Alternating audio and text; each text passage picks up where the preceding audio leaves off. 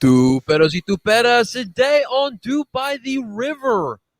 We have a match to talk about. We have our last double match week here. We're going to preview what happened in Toronto against TFC, and then we're going to also look ahead of this upcoming Sunday, Halloween night. The Philadelphia will close out the regular season at the Soup against FC Cincinnati. And don't you dare go anywhere, guys, because you do not want to miss this episode of Doop by the River. And let's get this started, guys. Done it!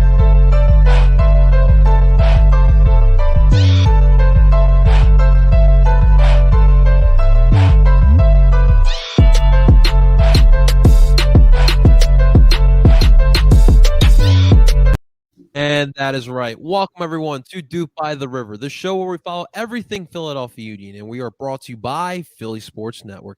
Before we dive into this episode, ladies and gentlemen, do not forget we broadcast live on El Parcero Philly YouTube channel as well as the Philly Sports Network YouTube channel as well. This is a pre-recording, but we usually do put these lives on those channels. So make sure you guys hit that like button and subscribe for all the future Doop by the River episodes. And, of course, if you can't watch it live, no worries. We always put these on every streaming site.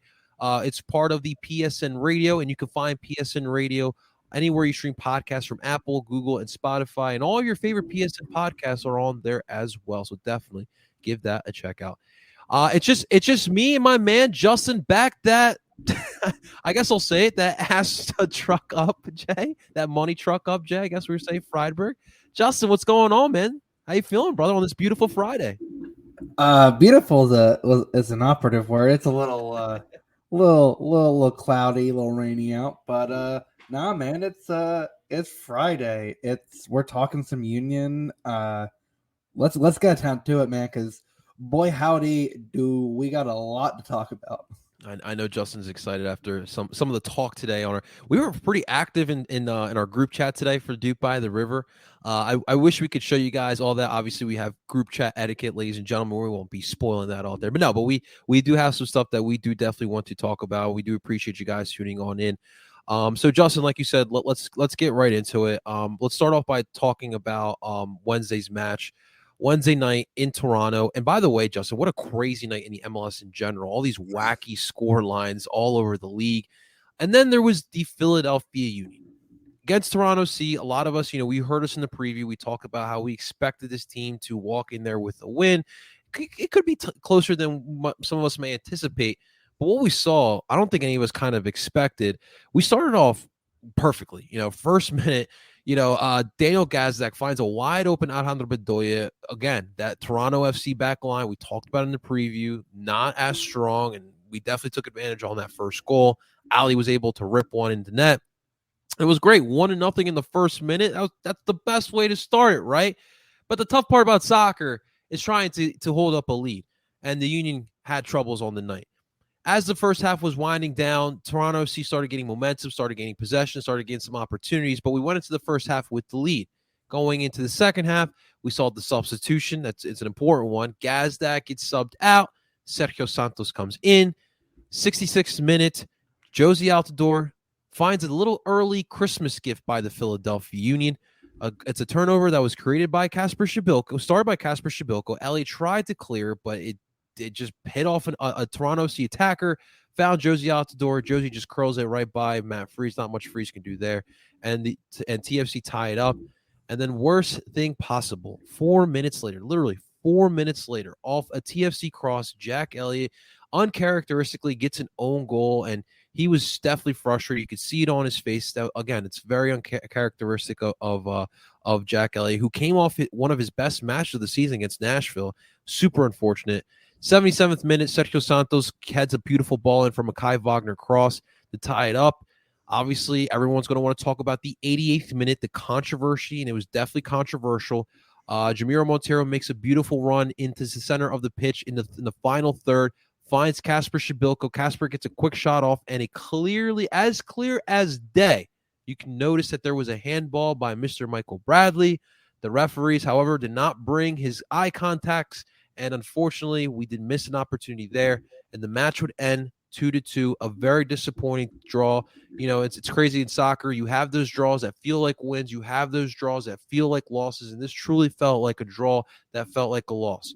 With that loss, however, Nashville's able to jump over you into second place again after they had a wacky game in Cincinnati, down 3-1, came back and won that game 5-3. Super unfortunate result here, but it is what it is. But the most important stat here, Justin, I think, is you're starting to notice a trend that the Union have been struggling all season long on the road. 5, 8, and 6, 5 wins, 8 draws, 6 losses on the road. As of late, they've definitely been struggling as well. A little bit of a concern, but again, they struggled on the road. Justin, what did you see on Wednesday night? What was your biggest takeaways?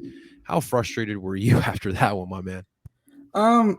I'll start with, is it a little disappointing? Yes. Especially considering the controversy with the handball. You know, everyone came out and said, oh, well, it hit off of Bradley's hip, and then his hand is, his hand was still pretty extended when it hit, so seems like it should have at least gotten a look. Didn't. And Jim at his press conference today definitely, like, no one asked him about it because no one knew it seemed it was a sore subject, and Jim even kind of said, I'm surprised no one asked me about it because I got some things to say. I mean, essentially, I think the reporters were helping save Jim a fine, because there would have been some choice words. But Jim definitely doesn't care, man.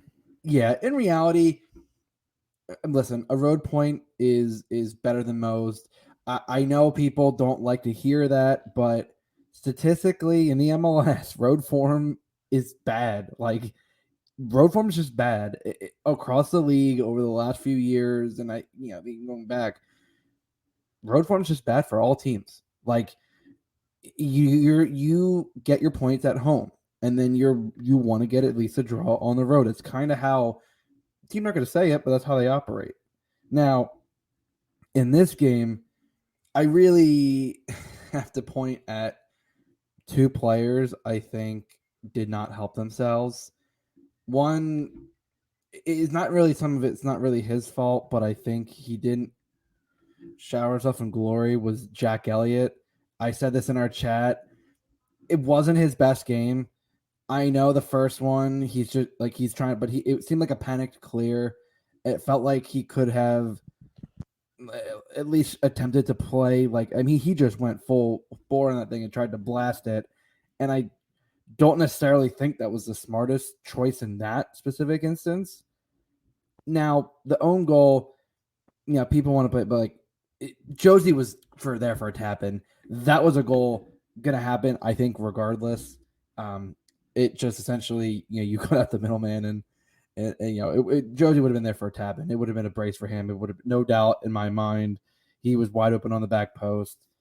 And then Kacper Przybylko, like, for all the stuff I give to him about, how he would be great to have another partner, how, like, what was it, the stat that he essentially scores once every, like, 2.5 games, which, if you really think about it, it's actually not a bad score line.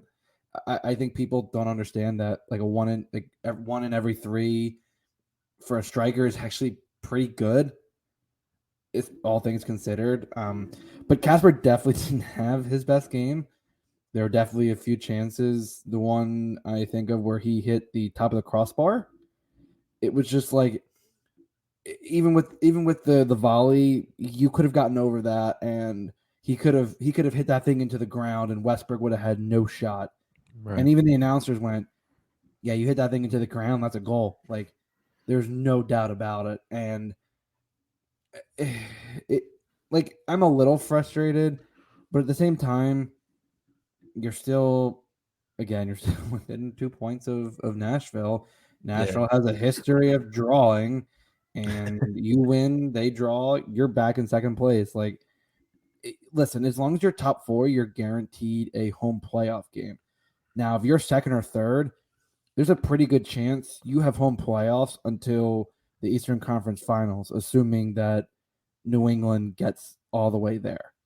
So I think people have to, while, yes, Kacper didn't have himself a great game, and we can talk about that ad nauseum, I think also you have to look at it and go, well, you're still top 4, and really the way the Union have been playing, it doesn't feel like they're going to slip out of top 4. I agree, man. I agree with that point. Listen, it's tough. A lot of people don't realize, especially like the like casual or not casual, but like the worldwide soccer fan. Like, in England, right? Just for an example, Chelsea traveling to Arsenal is like what, like an hour? Or no, it's like 30-minute bus ride with traffic. Here, we have to go to the West Coast. It takes like 8 hour flights. There's some long, strenuous traveling that goes on within this league, and it makes it really difficult for away teams. But I will say, Wednesday should have definitely been a win. But what I really do notice is that the defense kind of flutters on the road. As of late, that's kind of what I've seen. I mean, obviously Elliott had an uncharacteristic game. That does happen in a regular season, especially when you're playing as many games as you are. But even in Bizo, defensively, I don't feel like he had a strong game either. If you look at his ratings throughout the whole team, he had one of the weaker ones.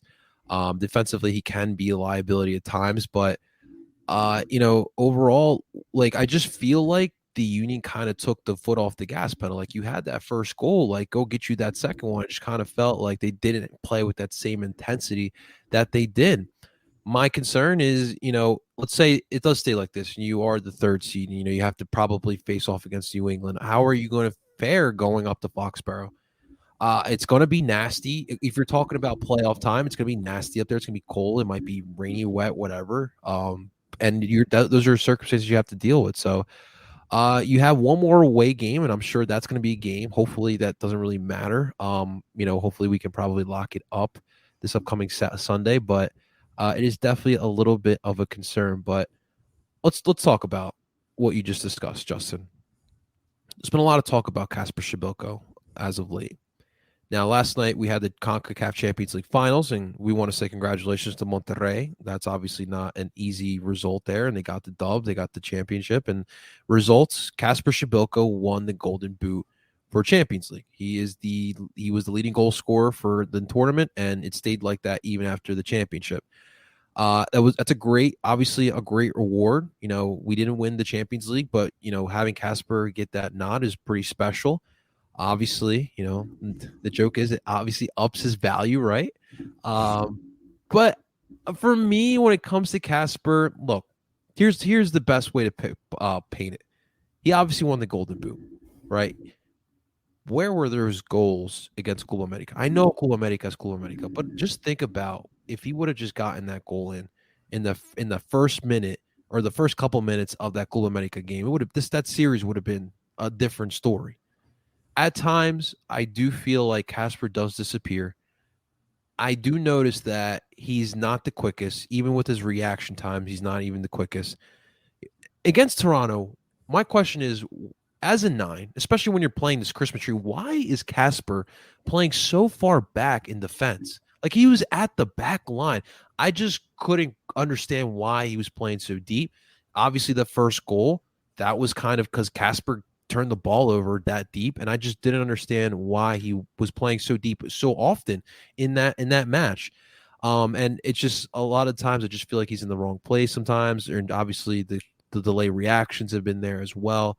And it just, for me, look, I'm at the point right now where it's do or die for Kacper in these playoffs. This is now his 3rd year with the Union. This is where I'm at personally. If he doesn't deliver within these playoffs, I think it's time to move on. I'll take whatever I can. I'll get the two. If it's $2 million for Kacper, obviously Casper's upped his value right now, especially with this Golden Boot.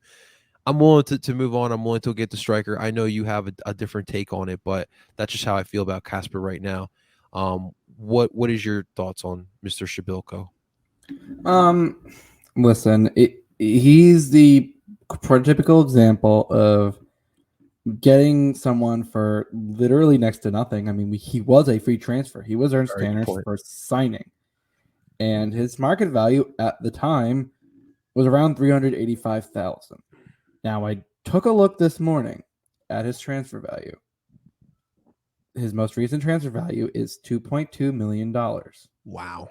Which, with the few seasons he's had here, he's had what? He's out now at least. It was 15 goals a couple seasons ago, about 10 last year, and about 12 or 13 this year. I think that's about consistent growth in terms of value. Do I think they get rid of him next season? I don't think it's time. I don't think the issue is him. I think the problem is you're having to play him. He's a hold-up striker. He's a hold-up striker. He's great at holding the ball up and distributing. Now, unfortunately, he has to come way back to distribute because the Union don't seem to be able to get that ball quicker out. So he's having to drop in. So that's how that first goal happens. And it's a shame.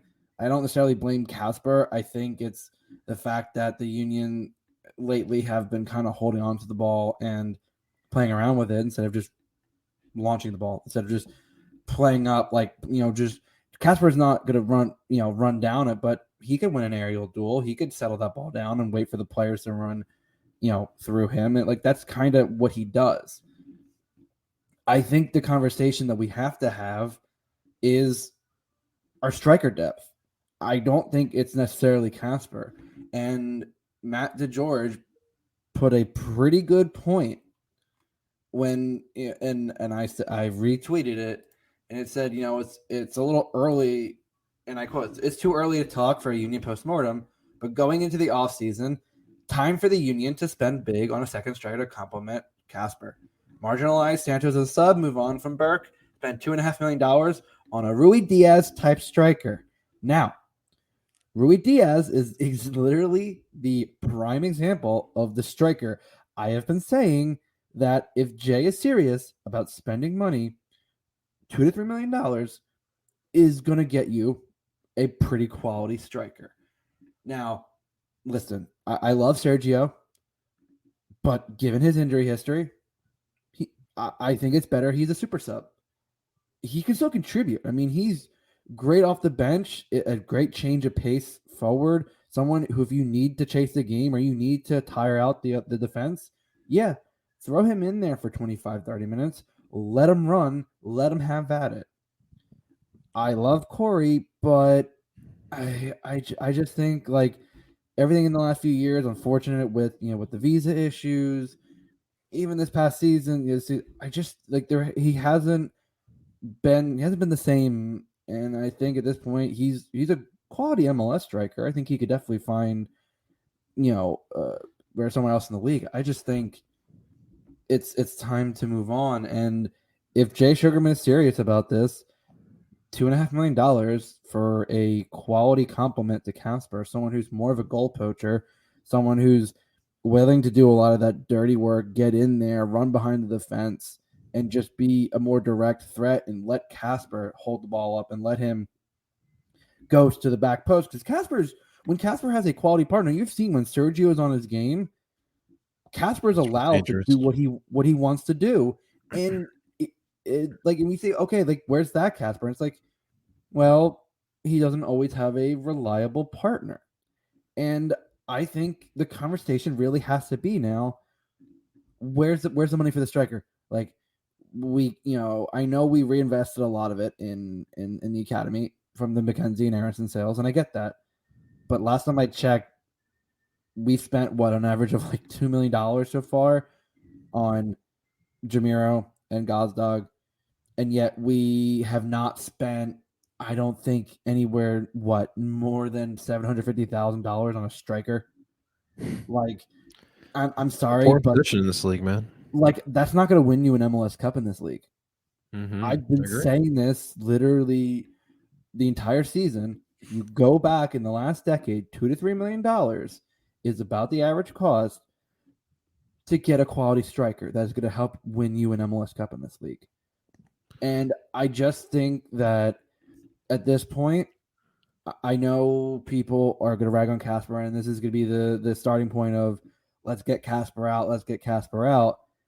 I don't think this is all on Kacper, and I think that's part of the larger problem is our striker core in general. I think we need a shakeup. I think we need to get a quality striker, have Sergio as a bench option, have a young guy be able to come. our striker depth is paltry, and I think that's part of the issue you've seen with Corey out, with Sergio out. Like, Kacper's been asked to do way more than he has in the past, and he's doing way more in parts of his game that, while aren't bad, are things that he shouldn't have to be doing. And I think that's part of the issue is we're asking him to do way more, and there's no one else really complimenting. Like, Kacper works pretty well in a two-striker system.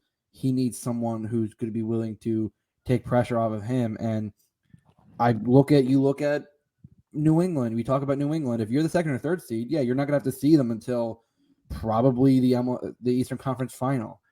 But you look at them; they have Gustavo Bo and Adam Buxa, a striker pairing that both have at least 15 goals. So that's what happens when you spend just a little bit of money and have two complementary strikers that can work off of each other. And with a attacking mid for New England, it's Carlos Heel. For the Union, it would be Daniel Gazdag. Being able to have a perfect triangle like that would instantly vault the Union potentially back into that, that MLS Cup contender. Really, I think, while I think they're definitely a potential contender, I don't think they're not by far the favorite at all. Right. But I think with a quality striker like that, I think that could instantly vault them into. And that's the thing. That's really the only thing that is stopping them from being a quality MLS team, is that absolute deadly threat DP striker. And it's very interesting points you're bringing up. I don't necessarily disagree with your point on Kacper Przybylko. It's interesting because I view Kacper differently. I do think he is a number 9. Like, I think he's a pure number 9. Obviously he's not like Harry Kane or Erling Haaland, but kind of in like sort of that mold. Like, he can play up top and he's dangerous in the box. The problem is, Justin, is that you have a number 10 that is a more facilitating type of number 10. And when I watch those two play, like, sometimes I feel like they're not on the same page. Like, how many times do we talk about they're trying to do the give and go type of play in the final third, and they're just like not on the same page. So like, that's where, like, you already paid Gazdag. Like, Gazdag's here, and honestly, I'm happy with the future with Gazdag here. And that's where I run into it. Like we talked about before, like, are we running the right system with the players that we have? Like, it kind of feels like you got good players, but are they in the right systems? Like, do they even mesh well together? So it is interesting. Obviously, like, everyone puts a lot of the blame of the fact that this isn't a lethal attack on Kacper Przybylko. It's not all on him, but it just does seem like at times, I just like, I'm wondering, like, what's going on, Kacper? Like, where you at, dog? Like, what's going on? So it's interesting. It's something that we'll obviously keep talking about. We'll be watching it under a microscope during the playoffs as well. I mean, I remember, 2 years ago, 2019, like, I felt like if Kacper would have been in that game against Atlanta, I felt like we could have won that game. It was what it was, but it's a very interesting microcosm. And like you mentioned with Sergio, that's very unfortunate. If you guys weren't aware, apparently Sergio got another knock after the Toronto. Like, the thing is that Sergio didn't even start. He came on in the second half, and then he injures his opposite quad. And that's why we're talking about this now, because the striker position is a concern because of Sergio's injury concerns, because, Kacper's play at times, and because we love Corey, but Corey is Corey. Like, he's, he is who he is. It's not like an elite play, but it, credit to Corey. Like, Corey's worked his butt off to get to where he's at. But it really is what it is. And, we don't want to go too deep into the offseason because we're obviously nowhere near that, but there are some interesting questions with this team because, like, we heard the rumors of El Brujo. You do have Leon Flock here. So, like, what are you going to do next season with that? Is Jamiro really going to leave this offseason? I would tend to think that he would. Kai Wagner's value, you talk about value getting increased from Ernst Sanders' early signings. That dude's value is at an all-time high right now as well. And there's rumors of Mbaizo. So there's a lot of definite question marks with this team. But getting back to Toronto, it's unfortunate, but they just have to keep you got to keep chipping away. You learn from these mistakes, learn from these situations, and I'm just hoping that the Union take all the trials and tribulations of this past season, the Champions League. That run of play where they were just bad in the summertime. Even even last year's loss to New England, and hopefully that all can equate to some sort of a playoff run going forward, man. But that's where we're at right now, man. We're got 2 more games. We are 2 points away from Nashville. You just listen. You just put Toronto away, and then you just move on. That's pretty much it. Justin, do you have any last points to point out with Toronto, with the the striker situation in general? No, I mean, I think the striker situation itself, it's a little too early to kind of go on off the deep end for, talking about off-season moves. Really, nothing gets done until contract options are accepted or declined, and all whether that gets through. Obviously, we won't know until after the seat, probably until early to mid December. I mean, like I said, it was a game that you could have gotten 3 points. You still got a point, which was crucial to keeping you in third place. But in the end, you got 2 games left. At this point, you can't really dwell on it. You just gotta keep chugging on to the end of the season. Exactly, brother. Exactly. Justin, let me ask you, how'd you feel when you saw those New England fans with that damn shield? You mean the pumpkin? Whatever they were showing that pumpkin that they were carving, and that they're doing a whole big thing. The final game, the final. Listen, I have some friends who are New England fans. I don't mind it. They have gotten in general, they've gotten a bit much, and I'm not above being petty and saying that I would not mind if they lost their first game in the playoffs like we did. I am definitely not above being that petty. Congratulations, obviously, winning the Shield, but I also hope you lose in the first round of the playoffs after the bye, of course. If you talk to Bruce, he doesn't care about it. So. Bruce is also a giant ass hat, so I don't take too much stock into what he says. Hey, that dude, you know what? He does win, though. He does win a lot of MLS Cups. But listen, if you're Bruce, you got to understand the state of the New England fan. Number one, they get dogpiled by the rest of the Boston sports, the Red Sox, the Celtics, the Patriots, and the Bruins. No one literally, like, you think it's bad here in Philly with the Union and Philly sports. It's bad up there with the Revs and Boston sports. So the Revs have this kind of like mantra that they're kind of like the Buffalo Bills of the MLS. Like they've been to 5 MLS Cups. They couldn't win them, right? And then they've been mediocre for so long. Bruce Arena finally gets there. It was a slow process, but now they were a really good team. And by the way, slow your horses, people. Like, they're nowhere near good. I'm sorry, my opinion. They're nowhere near good as those Atlanta United teams with Miggy and Joseph in their prime. They are nowhere near good as those LA Galaxy teams of the late 2000s, early 2010s, and definitely nowhere near as good as those DC United teams in the beginning of this league. But it's definitely a good team. But it was pretty funny. I had to get your point of view on that one, Justin. But look, guys, we got 2 more matches for this regular season. We will not be bringing on guests because, look, we have work to be done on the pitch. We need to get this run or this form right before our playoff run. So what we're going to do, we're just going to look at these matches. And honestly, this upcoming Sunday, Justin, I don't expect much from Cincinnati as we're facing off against FC Cincinnati this Sunday night. Obviously, you never know, but usually the Union at home are a much different team than they are on the road. And it's pretty simple. Like, there's not much to break down. There's no tactics to break down, really. Like, it's simple. Get the job done. You should take care of this FC Cincinnati team handily. Like, it shouldn't be a challenge. I expect the big guns to be out there, and I expect to get 3 points. Like, it's seriously that simple. Cincinnati has the wooden spoon. Like, it's theirs. They gave Nashville a little bit of a scare at home, but obviously we saw what happened. They blew the lead. They lost 5-3. And you got to take care of business here. I don't care what it is. You have to take care of freaking business here.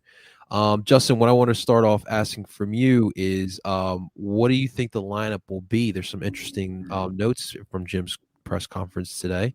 What do you think we could be lining up in this weekend? For one, I know we talked about before, but Andre in net, like I think. You think he'll be back? Did Jim mention that? I thought he was. I'll have to take a look at. I mean, I think we could still win with Freezy, to be honest with you. Oh But no, I I don't doubt that either. I'll have to check to see if he's in. I didn't see anything that said he wouldn't be, but if not, like I said, it's that's not really necessarily the concern. Your back line obviously is gonna be the same. Like I really would not be surprised. Depending on I don't think you're going to rotate Finlay in. You could, but I think we know Jim doesn't exactly rotate. Rotate what? Now I do think that maybe a formation change. I think maybe you go back to the 4-4-2. Good point. I think for this, if you want to lock down those 3 points, I think you go back to what works. You have Brujo at the back. I think you'll have Leon and Ali, who both had, I think, pretty good games. Right. Yep. And then I think Gazdag up top. I think at this point it's hard to keep him off the field right now. The guy. Jim said it. He's been playing really well, and he has. I don't blame him. Like it's tough to keep him off the field at this point, and we'll see. Let me ask you something real quick on Gazdag's point.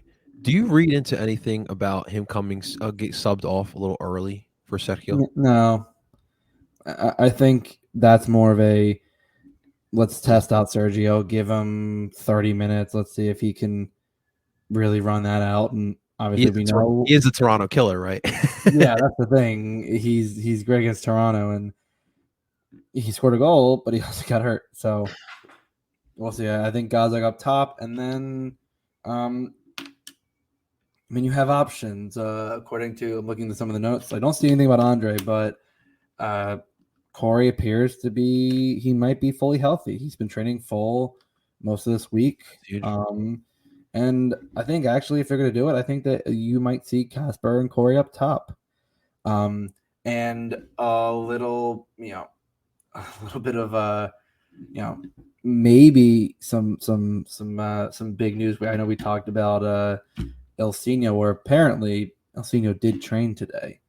What? Now I don't know if that means he'll be on the bench for Sunday, but that could be good if he's ready for the playoffs. I think he'd be a pretty, even if he hasn't played as much at all this season. You think he could be a factor for real though?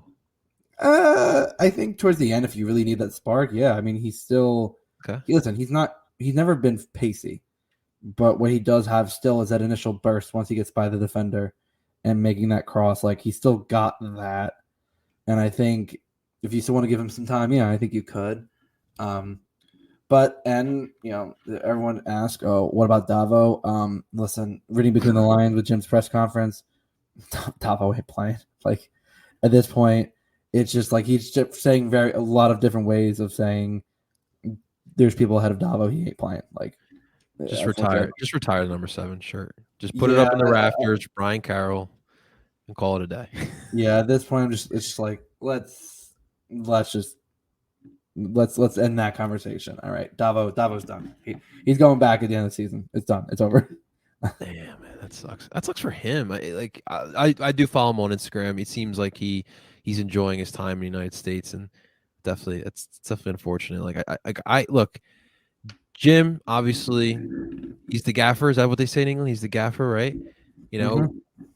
Obviously, at this point, you can't really criticize him too much. I mean, he's got a nice little track record, but it just like kind of sucks because we really didn't see him too much. We saw him for a couple minutes against New England during the World Cup qualification period at home, and we saw some pace. We saw some things, but Jim doesn't think he's good enough to even get on the 18, and that's a problem, and that's kind of telling. You know what I mean? To your Elsinio point, I would love to see Elsinio on Sunday because I don't know how much of I personally don't know how much of an effect that he can be at this point of his career. But look, I'll never forget those moments. Even 2019 was like pinnacle, like Elsinio, like all those matches. He comes out in the second half, and it's like what's coming, and teams would double team him, throw two defenders at him, and still whoop whoop. He's like, Couldn't stop it, can't stop, won't stop. Elsinio, that was that was so fun. the human cheat code. That was some crazy. The Red Bull match in the regular season at home. Oh Dude, my we were god! down 2-0. I still talk about that game that you're down 2-0 in early June, and Elsinio comes on very early. It was like 60th minute, and it was like 65th minute goal, 67th minute assist, 70th minute goal, and it was like bing bang boom, and everyone was just like, "What just happened?" Like within 10 minutes, Elsinio has literally taken this game over, and yeah, man, those are like I said, still some quality memories. Obviously, this year has been very, very hard on him, unfortunately, with injuries. It's just old, the man. the nature of time. 36 in soccer is. I thought it was 34. Yikes. 36. Yeah, man. Man. In soccer, that's getting a bit up there, especially for a player of his caliber. It wouldn't surprise me if he ends after this season, or maybe I don't know, maybe he stays in the area and becomes a coach like Fred and Fabinho and Cleberson. Like, it seems like he likes the area. I heard that him and Ben Simmons are starting an esports team. Yeah, and Jay Ajayi. Oh, good stuff there. Hopefully we see Elsinio. I agree. I do want to get back to the 4-4-2 diamond. The Christmas tree was fun. Obviously, your clip on the last episode with the Phillies, that was fun as well. But let's get back to what we know. Let's get back to the formation that we're going to be running in the playoffs. So I agree. Stick to that 4-4-2 diamond. Look, if Blake is ready, obviously you're going to run with Andre. Like, there's no questions about that. Permanent marker all day. But I really just want to see the Union just impose their will. Like, if you can win 4-0, win 4-0. I want them to start gaining that momentum going into the playoffs. And we'll talk about NYCFC next week, but these two matches, man, I don't care what it is. Go out there, give it your all, get that momentum going for the playoffs. That's really it, man. What do you see happening here this upcoming Sunday? I know this may fall into a trap game. I think after midweek, I don't think this could be a trap. I think Jim's just should be pissed off, man. Yeah, especially after the way it ended. You just gotta go, you know what? Like, fuck this. We need to win. And I know Cincinnati's gonna give their hardest, but it's a home game. Away, I was a little more hesitant. Home, 3-1. I think it's a comprehensive victory. I think Cincinnati gets a late, and just because he did it, I think Harris gets that solo goal. Oh my God, it's right. It would be again. It felt like destiny that he did it in the away game. Right. At this point, I'm just convinced he's just going to do it just to kind of, have it come full circle. Right. I'm not worried, and I think that at this point, you need to win Sunday, and then at NYCFC, I think it'd be nice to get a point. Yankee Stadium has always been kind of difficult, but at least focus on this Sunday and getting those 3 points. Never won there. We'll talk about that next week, but dude, absolutely, man. that is definitely rough. I expect at minimum a 2-goal win, whether it be 2-0, 3-1. I expect that to be the score line there for the Union. Like you said, I think this is one of those weekends where, Jim goes, you want to be good, you want to be great. Great teams put this team away right in the first half, and then just keep that foot on the gas pedal. That's something we criticize them on the midweek. You're at home, place can be rocking. It's gonna be Halloween night. You know, we're gonna see some interesting. I'm curious about some of these. I'm hearing some people are gonna show up in costumes. Curious to see what people are gonna be coming up in. But no, in all seriousness, like you put them away, punch your playoff ticket, and let's keep our eyes at the end of the tunnel, man. Let's keep it moving here, in these final 2 weeks there, man. Justin, you gonna be dressing up at the Soo? I don't know. I haven't. I have a few costumes in my closet. Okay. I could break out. If I really wanted to, I still have a few the onesies costumes that I have. One might be a little big, but it could be tempting. Sticks tune in if you're there Sunday. That'll be the question, the lingering mystery. Will Justin wear a onesie to the game? Honestly, We'll it sounds find kind out. of comfortable. Yeah, we'll find out if it's cold enough. I'll wear it. Yeah, that's another thing, guys. And keep in mind, please make sure you are dressed warm. We're not in summertime anymore. It's getting cold at the Sub. We're at the riverfront there, so It's make sure spooky season. it is spooky season. It's gonna be a night game. Make sure you guys are dressed warm. I always tell the story that first year of El Parcero Philly, first two home matches, showed up against Toronto. I literally went there in an Under Armour and a Union hoodie.